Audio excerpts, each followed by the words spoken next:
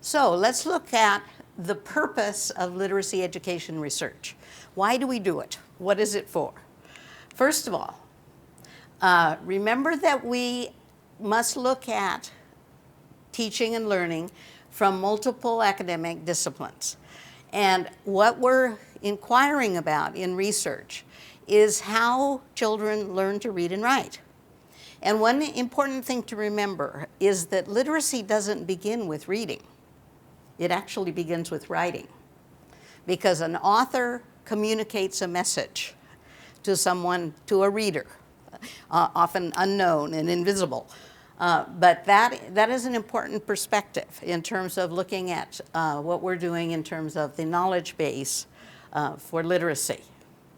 And then we want to support teachers in articulating that knowledge base and in formulating a theoretical orientation that really works for them as a pedagogical tool set. And I think it's important to consider the image, the metaphor of tools, because we don't use a saw to cut a board, and we don't use a hammer we don't use a hammer to cut a board. We don't use a saw to drive a nail, right? And so in selecting tools in the classroom, which includes approaches and methods and strategies, the teacher is basing those decisions on that theoretical orientation.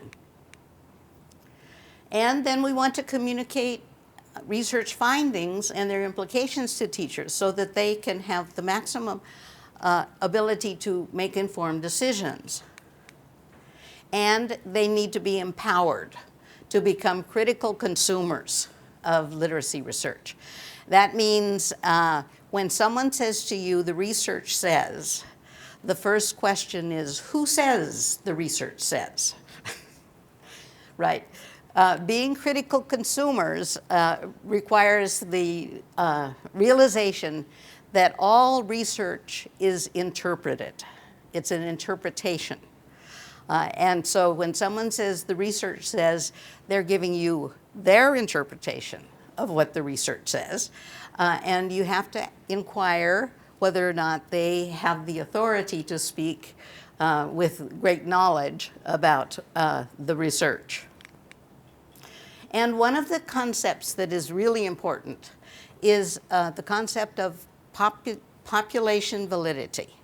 That means, does a research study apply to all students, whatever their characteristics, whatever their learning conditions, in your particular classroom? Or are those research findings not generalizable to other specific populations?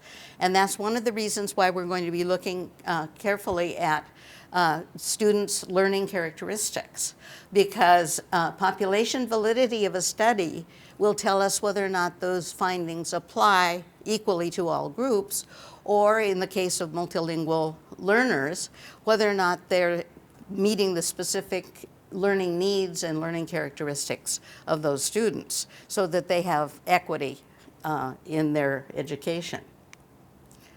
So I refer to one of the featured speakers formally, Dr. Jim Cummins. He has recently published a book called Rethinking the Education of Multilingual Learners.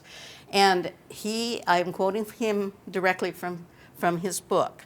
Educators approach all theoretical ideas with the same overriding questions.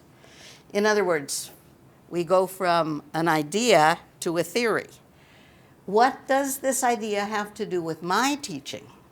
How can this idea contribute to my students' educational progress? So in other words, we are looking for population validity in thinking about and considering all theories. And he says, therefore, all theories have to be validated in situ, meaning in the site, in the context of teachers, school leaders, and administrators.